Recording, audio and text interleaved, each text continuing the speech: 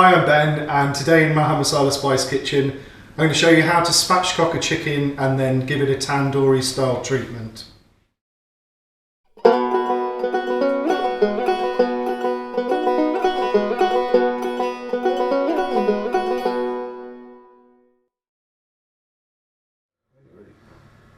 Okay, so first of all what we need to do is spatchcock the chicken before we add the spices. I'm just going to turn the chicken completely over, and what you'll find is you see the parson's nose there, and down there, about an inch either side, you can just about see it through the skin, is the backbone. So what you want to do is first of all take the wing tips off, so we don't need them. So you find the little nugget where the cartilage joins the two bones, and it should go straight through. So we don't need those. Second of all, the tops of the chicken's legs, they don't really have any purpose in this recipe, so again I'm going to take the knife through like that and take those off. Just presentation really, nothing more. Okay. So now we turn the chicken completely over. We find that backbone there.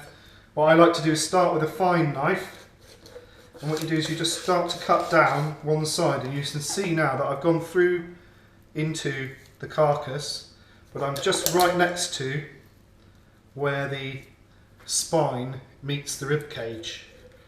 And again on this side, just watch your fingers whilst you're doing this, but you can effectively take out your entire thing. If you want to, you can use a heavy cleaver. I often use a cleaver for this. There you go, that's through there. And then that one comes off this side as well. There we go. I'll just turn it around again. Keep turning the chicken round. Don't move your knife. Keep your knife in the same position. There we go. Takes a bit of a while to get free. There we go. Now that will come straight out like that. You can rip that bit off the end. You can put that in the pan and it will add a bit of flavour to the chicken as it's roasting. So now you've got it flat to this point. But as you can see, up at the top end here, it's not quite sitting flat. If you look very closely there, you can just about see there's a tiny little nugget of cartilage. All you have to do is take your thing and release it like that. Take your knife like that, and voila, it sits flat. Press down on the bone a bit so that it sits flat. And that is your spatchcock chicken. The benefit of that really for cooking is that it will cook really evenly right across. There's no difference between the leg and the breast cooking. They're almost at the same height, and they'll roast perfectly in the oven. Next thing when I come back in a minute is we'll show you how to add the flavours and the spices to that. If you want to just do this bit, which is just to slice a few times quite deep into the breast and on the legs, because this is where the flavour will start to get through. Okay, on there. Right, so what I'm going to do now is just talk you through what rub I use to make a tandoori chicken. Tandoori is just, a tandoor is actually a type of oven. It's used in India. You find it a lot in the north of India. There are lots of different variations on this recipe, but this is your basic bolt standard tandoor recipe. I do it slightly different in terms of marination. Often you'll see it people use yogurt, but I'm actually going to be using a vacuum sealer to pull all the spices into the dish. So first of all, this is what I'm going to put all the spices into. I'll show you just about how much each. So pepper to start with. There you go. I'm going to use some of these lovely Rajasthani chilies, just about one of those. This is quite a hot dish, it's got a bit of fire to it. So one of those. I'm going to use cardamoms, and what I'll do with those in a minute is I'll crush them and take the seeds out. This is garam masala. We make our own garam masala, but you can buy half decent garam masala in the shops as well. I would say about about a tablespoon, level tablespoon of that for this recipe. This is cumin powder. Same again. Lovely smell, beautiful smell. Okay. And now the cardamoms I'll put there as well. So what you do really with the cardamom, it's very simple. I tend to do it with the back of a spoon.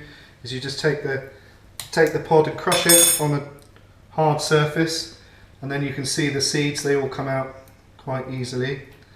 I use about 2 or 3 really. And that's got that lovely fragrance to it. Do it again.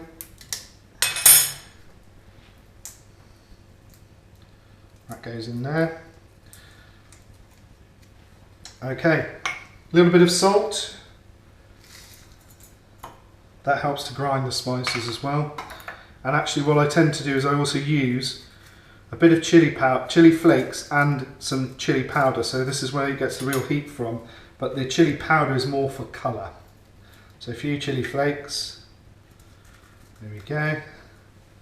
And this is to get the colour. You can see that beautiful tandoor colour that lots of people will be familiar with. And that goes in there. Right, now what we do is we just stick it in our little spice grinder here. These are brilliant, these little things. If you get the chance to get one of these, you really should. It makes life very much easier. But there is something lovely about grinding your spices by hand in a pestle and mortar. Okay, great, so we've got our prepared chicken. We've now blended our spices. If you have a good look inside there, you'll see that lovely kind of deep red, orangey colour that you get from a tandoor. Okay, the next thing to do is just to add a bit of garlic and ginger paste to the marinade, and also I add a tiny rub of oil first before I do anything. So I just rub a bit of oil onto the skin. There is actually really no other way to do this other than with your hands.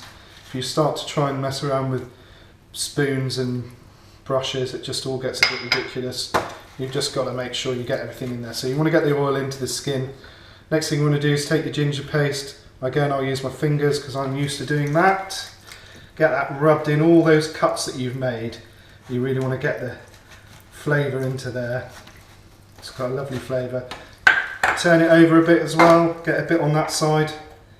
There's absolutely no reason why you wouldn't. It adds to the flavour.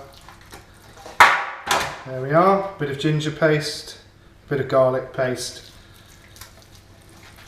Rub that all together. Right, so now we've got our spice mix. It looks like quite a lot, but actually I'm going to add pretty much the whole lot.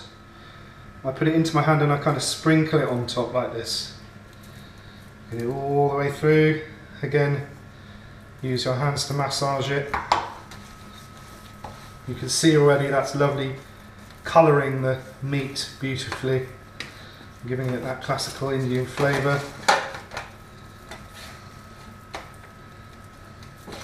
Turn it over.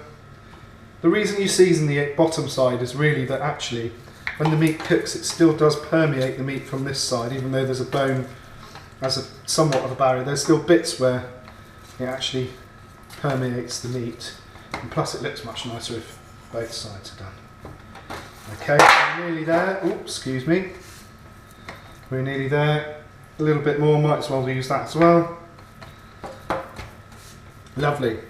So again, I'm just going to go and wash my hands. I'll come back and I'll show you the next step.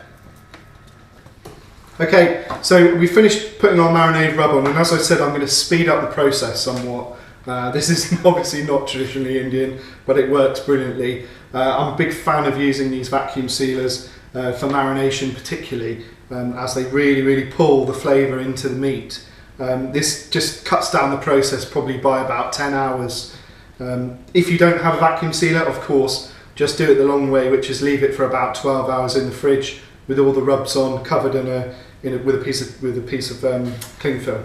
Okay, so I'm going to take my chicken now. What I've done with the bag, if you have got a vacuum sealer, is I've actually rolled down the top of the bag and tucked it in on itself. The reason being that if you don't do this and you get a bit of mess on as you put it into the marination bag, it won't actually do a very good seal, because the grease stops the thing from sealing. So it's a bit of a tight fit, but believe me, it does fit. There we go, it's coming in now. And at this point it doesn't matter if it gets a bit sort of squashed up, because it's really just to get the marination in. I'm going to take it out of the bag later anyway. Okay, so there you go, there's your little spatchcock chicken inside. Okay, so this is a tray I'm going to roast it in. There's no need to wash it, there's no need to do anything with it, because it's going to go straight in the hot oven afterwards, so you can just keep it somewhere. Obviously you can use a fresh dish if you want. Okay, so I'm just going to unpeel that at the top, and as you can see there's a good line right across the top that's perfectly clean. You can see below that there's a load of muck as you've shoved it into the bag.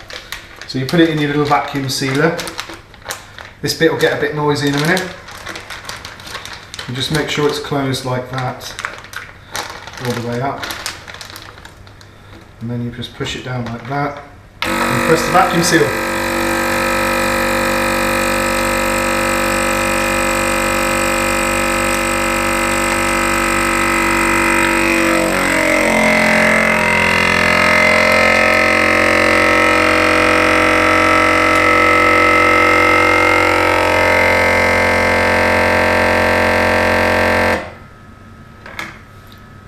And there you are, there's your beautifully sealed, vacuum sealed, marinated tandoori chicken. Now, because I vacuum sealed it, as I said, you can leave it for as little as 25 minutes, half an hour, or as long as 2-3 days if you want to. Because it's vacuum sealed, it's no air or oxygen acting on it. As long as you keep it in the fridge, it'll be absolutely fine. So we'll come back in a bit when this is marinated and we'll put it in the oven. Okay, now what we've got here is our lovely tandoori chicken that's been marinating in the vacuum seal for a couple of hours. I'm now just going to open the pack up again, just cut the top off the vacuum seal, and then we're going to chuck that into our baking tray from earlier. It's all very unceremonious. That goes in like that, and because you spatchcock it, you see how it fits lovely into that dish. I tuck the little wings underneath because that adds a bit of structure again. Right, and then that's that like that. See, you can see how it's all coloured the meat. That's looking delicious. So that's going straight in the arga. If you don't have an arga, first you want to do is on a hot heat first for about 15 minutes, and then after 15 minutes you want to transfer it to a sort of medium heat. So we'll come back once that's cooked. Right, so our chicken is now ready to come out of the oven. I hope you'll agree, I think it looks really tasty. So, you know, try that instead of your traditional roast dinner, and I guarantee you won't be disappointed. We're just going to take it out of the oven, and then we're just going to baste it one more time just to get those lovely juices, make it shine. Just tip your pan like that. Just give it a nice old basting with all those beautiful spices. Delicious. Right, so here's our lovely chicken now. It's been roasting for about 40 minutes in total. It's got all those lovely tandoori spices on top there, all flavoured through. The only thing I would do now is just finish it with a little bit of raita. So let's put some on the side, like that. And a little drizzle over top just for aesthetic purposes, because I think it looks good. There you are, there is your delicious Indian tandoori chicken with a cucumber and tomato raita.